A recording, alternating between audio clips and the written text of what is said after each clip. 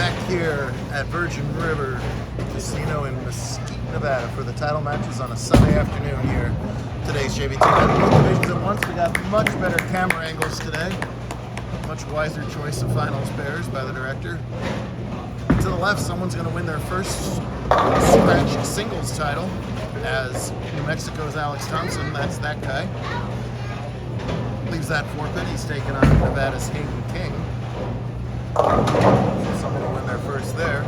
Over in a handicap, the only kid still bowling with a singles title is that guy, Maurice Boston Sand. He's got one career win, taking on Shieston Van Lippitt, making his first career title match. Maurice has to win by 28 to tie 29 pins to win title number 2. Top 24 in handicap advanced to bracket match play. Shieston was the 11 seed, Maurice the 21 seed. So they both had to do a lot of work to get all the way up here to the title. Single game semifinal, Van Lippitt beat Bailey Villegas, while Maurice got by Aspen Rickenfennig. Scratch. This guy Hayden got past Nick Harnett, while Alex got by newcomer Jaden Cromer from Colorado. Setting up the scenario where we are now. The little guy, the two-hander, lets it fly. Right, that 1-3 pocket, spare strike to open up his first career title match. Very good. King does have an JBT title, but it's a doubles title. He won it this year with JR.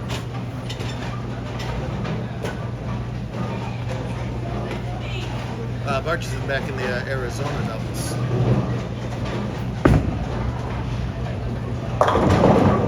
Very nice of Hayden to get formal and comb his hair for this event. They literally rolled out of bed, and we've been bowling for 8 hours. But he knows how to strike. That's 3 in a row to grab a nice early lead there over Alex. Alex, from the JBT family, and his sister Kara have been bowling our tour since they were just wee ones. Kara after school in the Midwest. Alex still hanging around the Albuquerque area. Won 1 handicap title. Has been much improved over about the last year and a half or so. Would love to get that improvement rewarded with a victory here. Spare working in the 4th, trails by 2. We'll need to convert that 3-6 to remain now down by 24. Maurice threw a big game last game to get to the title match, 250. Stopped Aspen's fine run. Ball there. It's Dutch before his long title came in Tucson 2 seasons ago. Alex switches to plastic, tries to avoid the chop on this deteriorating pattern, and barely does so. Pretty scoreable pattern, but this is a long day of bowling. Started with 8 on a pair, so these are about 30-year-old panels, so there's a lot of friction here. These guys trying to do similar strategies that what we saw on the show yesterday. A little bit of oil push in the back ends. You see some 5.7s, 5.10s if the ball doesn't get it to face up, but that ball had no choice but to strike for Alex. Pretty shot there, and the chop that Alex just avoided, Shieston gets. Still right in this game, it's early. I like when you're a little guy and you have a long name like Shieston, it covers basically his entire shirt. I'm sure that happened to Maurice when he was younger. Mentally groups after the open and does not break up the split. These matches go by so fast when you're looking at these final games. Experienced King taking his time. Oh, a huge break. Could have big forward. He could have left the 4-7. He trips it all out. Gets himself 4 in a row with a 5th. Got a shot. Oh! Speaking of tickling the pins over, he just grabs the neck of that 10 pin and gets that to fall down. A nice split conversion front. Plus 55 way back in qualifying. That was about 3 hours ago. While Shieston was plus 90 to earn that higher seed. And another nice break here. Everybody catching some luck here. Boston Sand turns a potential split into just a 4-7. King for a 5-bagger. Yahtzee, give it to him. Eight missed to open it up, and nothing but X's since then. Puts Alex really behind the eight ball here. He came close to winning last week, Alex, way up in Washington State. He bowled. Finished in the top four there. This time of year, the guys at the top of the points list decide to sort of put pedal to the metal and bowl everything we got left the rest of the season, make their big run for the glory. And wow, a fast eight pops in. You can see that all the time.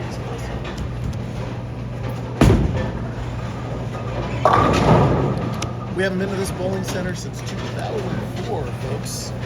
Everybody's still bowling. We're embryos. We're not even zygotes. Not even a glint in their mama's eyes when last we were here.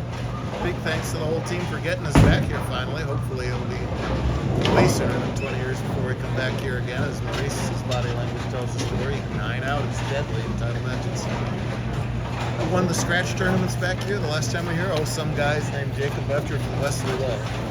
I wonder whatever happened to those two. Pretty ball from Alex finally gets that third strike of the title match. Boy, that could have easily been 3 in a row.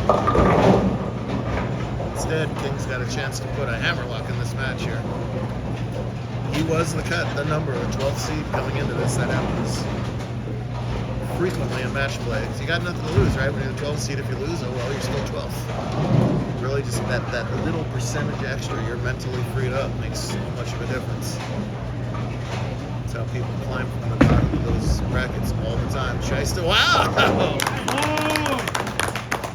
Tell you what, he had about a 1/4 inch of bowling lane left to the right of that bowling ball, but it was enough. It hung on. He gets the spare.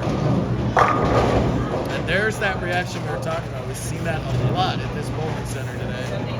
Half 8s, 8 10s, 5 10s by righties in the pocket. We saw a couple 5 7 10s. When the front's hook and the oil gets pushed to the back end, that's the type of ball reaction you'll see. It's a credit to these talented kids that they're able to get around that so often and get as many strikes as they do. Speaking of, a nice one from Hamilton. Caden avoids the 9 miss error. He's got a comfortable lead, 43 pins, but anything can happen in the last 3 frames. He's trying to get back on track. Start every tournament with make your spares. He's good up until that 6th frame. Take your time, young man. Boy, I hate it when they get up there. The pin setters aren't even set yet. I yelled at Pablo for that yesterday. No problem at all in the 3 pin that time. I think it's natural, the adrenaline's flowing through. Especially in handicap mode. Conversely, Hayden's taking a re-rack to gather himself. He's going to let Maurice go again to gather himself. That's wide early. Crawls all the way back to leave home with 7. Good break there. King wants to fill frames right now. Can't fill a frame any better than that. Looks like he was a little surprised that held. Oh no! So Maurice elects to hook the ball at that 7 pin. He's so mad at the rest of his bowling balls that he takes them off. He's mad at the bowling ball coming out of the rack right now, not the other 2. Alright, Alex catches that double, slaps that 10 pin silly, stays alive. He's got room for 224. And Hamilton take advantage of the Maurice error. Not fully, man, this double would have been huge there. I'm stubble goes on my chin. Double. Still though, he's got 125 with a 7 spare, and he'll actually have the lead scratch getting 28 pins. Only by just staying clean. It's been Maurice's errors. So he's getting coaching from Alan right to my right. Nothing wrong with that. Oh, he's really going to talk it over. Big shot for Alex to stay in this. Totally legal with us. You can do all the coaching you like back here. This kind of, they sort of all stick together. Shieston, both Rick and Frenes, the Dangs. Easton, a newcomer, they hang out with that bunch.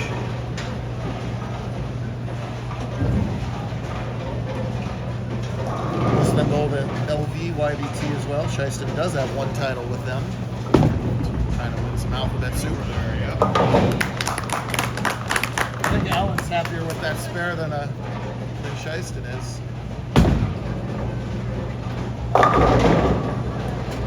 What was that? Why did she do that?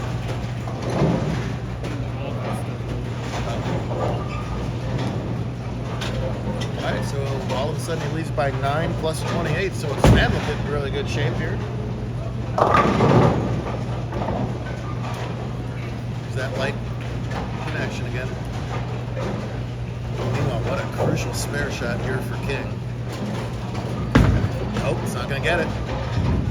Boy, and the spares telling the story again in both divisions. Alex did catch that double. He still maxes for 224. Hayden can still shut out Alex, but as you see on the scoreboard, he now needs all three to do it. Win-loss tie potential all over the place in scratch. Tristan unable to convert that split there, which gives Boston Samson new life. He's got room for 196, which would force a mark for Manlip in the 10th frame. So who's going to put up and perform here? The clutch final frame of the weekend. Here we go. 3 strikes to win for King.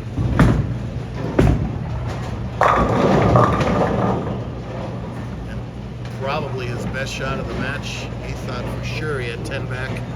Now he's going to have to make the pin he just missed. Bowling does that all the time. It's so frustrating. Whatever you miss, you leave it right away again. Let's see if Maurice can pick up a spare. No, he can't. Yikes. Oh my goodness. Well, Maurice would like nothing more than to explode right now. He's mad at himself. That's He's turning off the Facebook play. He's got. Oh no! And speaking of, at the same time, these guys are all excellent spare shooters. You don't get to the title match unless you do. They have maybe a little bit of nerves.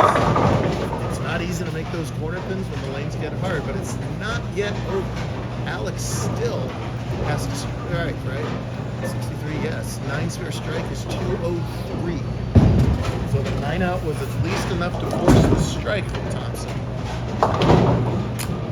Maurice's spare is not going to be up. Mandelvit's going to win over there. I can't overemphasize how long Alex has been bowling this tour.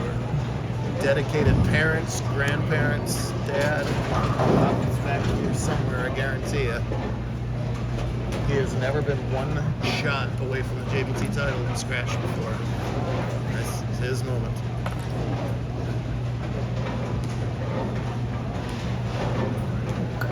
For the win. It's close. He got it!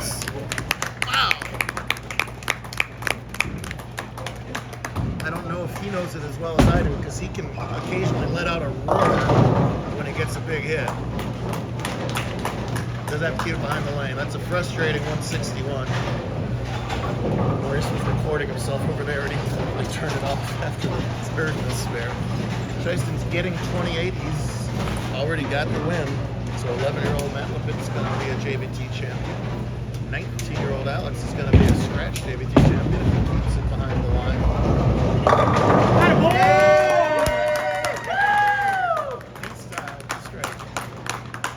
And a big old smile for the little guy. And the big announce there was the Alex roar. He wanted to make very sure that match looked pretty bleak after 7 frames. And all he does is go back 5 and take it away, become a scratch champion.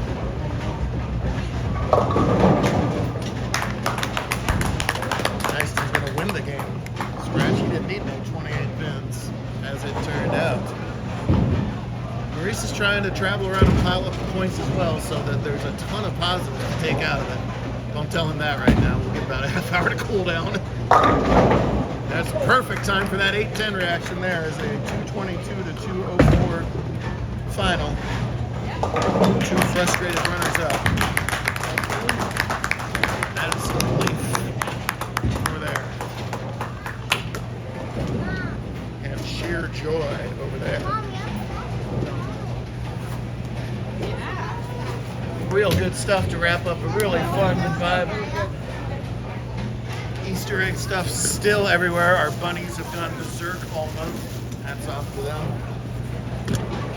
And we'll do it all over again in Tucson next week. What do you want? I'm gonna go get my other phone. So you missed the picture yesterday, and now so you want to I'm gonna make go sure get of it. I got you. I got you. Good stuff, guys. We'll see you next week. Best in the West, Tucson. We're coming.